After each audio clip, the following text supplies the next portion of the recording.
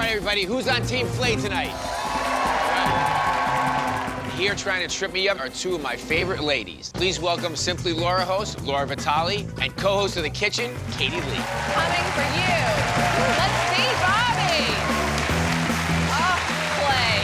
Uh-oh, double trouble. You guys look so alike, it's ridiculous. I've worked with Laura on her show, Simply Laura. Katie's part of my inner circle of friends. This one, you know, plays it sweet. A Big wolf time. in sheep's clothing. Exactly.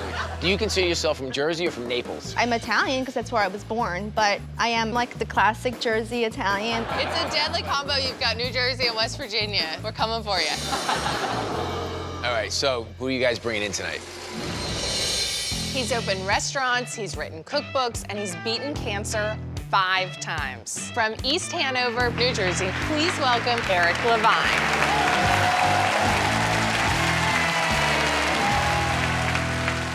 She spent 10 years as Wolfgang Puck's protege. Here's Denver's first James Beard Award winner, Jennifer Jasinski.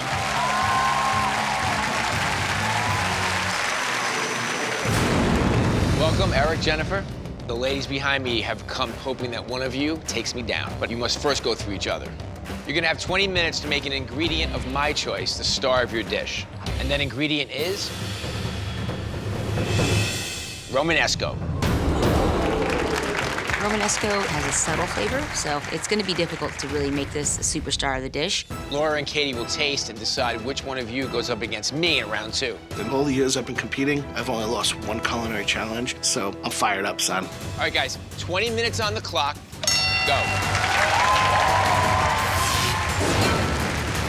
I'm making a curry roasted Romanesco with golden raisin puree, caper apple vinaigrette, pine nuts, and parsley. So I'm making a pancetta romanesco crostini, pickled romanesca, and a garlic romanesca puree. 5 minutes, guys. I'm loving the color on that romanesco. Yeah, right? So tell me why it's important for you to beat Bobby today. Bobby's just been on top too long. He needs to come down a couple notches. You hear that? No. She's gonna knock you off that pedestal. You've been on it for way too long. Right. Now I have to get my romanesca puree. My man, I'm sort of starting to see your puree is very thin. Yep, just a little bit. You've got a pickling going on. Yes. Smells really good. Just a little. Yes, It's a little hot. please. Oh, that's really lovely. Potent. Yeah, it's got a good kick to it. I'm gonna leave you be. That puree, it's very thin. I really think his Skip it. best bet is to skip that puree. I have to do something fast to reduce this puree. I pour that into the pan. Is that milk, cream? I add a little bit of cream to add fat into it and allow that to reduce and thicken. Eric, if it's not perfect, just leave it off. I'm hoping for the best. Now it's time to start plating. I start by putting the Romanesco on. Then I put that golden raisin puree. I drizzle the vinaigrette and finish with the pine nuts and parsley. 10, 9. I put my crostini down, then my pickled romanesca, my puree, and topped with watercress.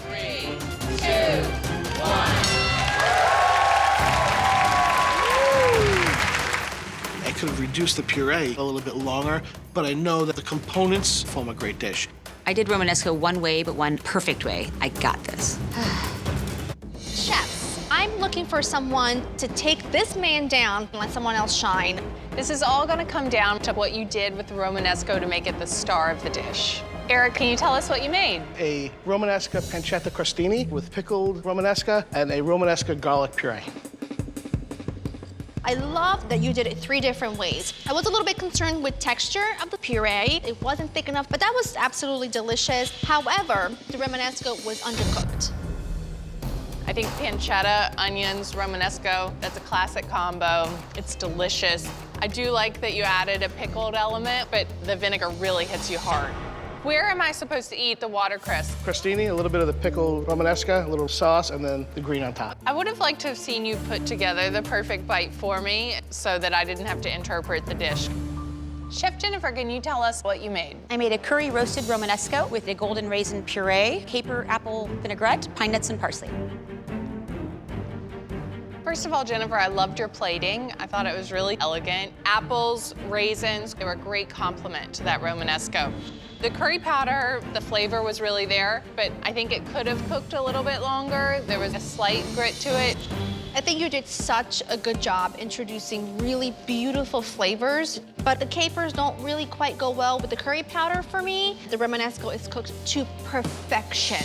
However, this would have been the perfect opportunity for you to do it 2 ways.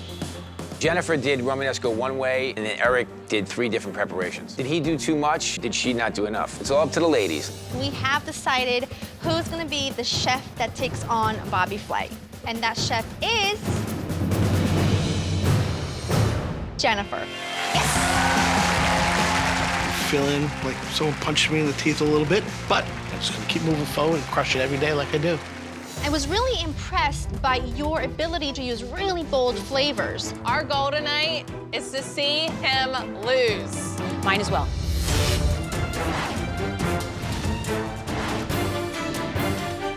Jennifer, congratulations. You made it through round 1. Yeah. What's your signature dish? My signature dish is tortelloni. Does this make you happy? So happy. Okay.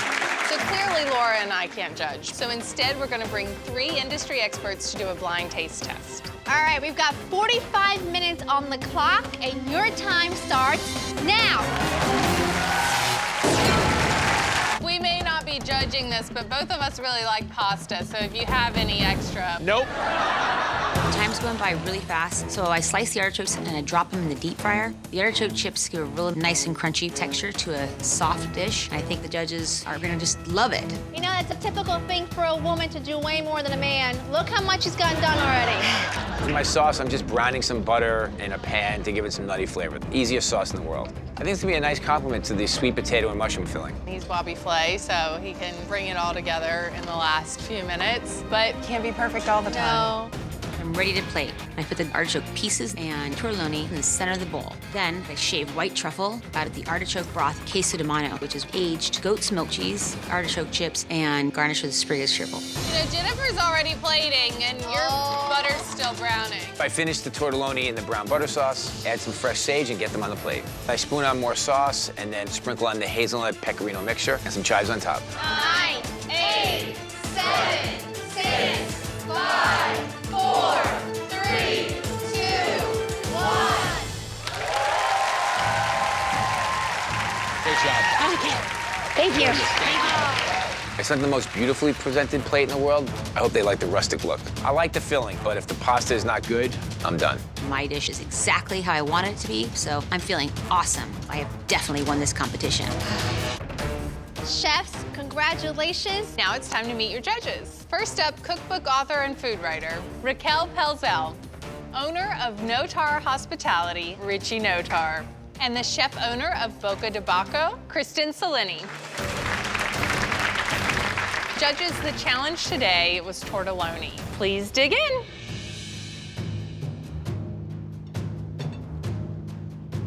I love the presentation. I thought it was so elegant. It's so easy to go overboard on the truffle realm, but I didn't find the truffle overpowering, which speaks a lot to the skill of the chef.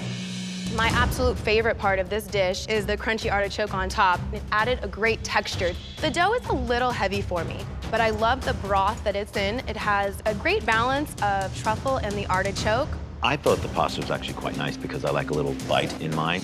I, too, love the artichoke crisp. I can eat a whole basket of those. But the goat cheese was a little bit overpowering to me. Judges, let's switch plates and move on to the next dish. The brown butter sage sauce, you know, a little goes a long way, and that was executed perfectly, I thought. The filling of the tortelloni was definitely like an explosion in your mouth, but the sweetness was a little strong. I love the delicacy of the pasta. The sweet potato really played well against the hazelnuts, but it could use a little hit of acid to cut through all of those flavors. I love that softness of the filling and the crunchiness of the nuts. I love that balance of textures, but I would like a little bit more sage to cut through the sweetness of the filling. Judges, it's time to take a vote. The judges like my pasta, but Jennifer's truffles and artichoke chips may be enough to put her over the top. This is certainly gonna be a tough call. And the winner is Chef Flay. You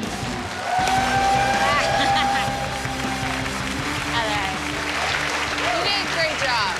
Flay flavor right here. And going back to the balance, it really just was spot-on dish. So now I go back to Denver, go back to my 4 beautiful restaurants, and take care of my people there. No regrets.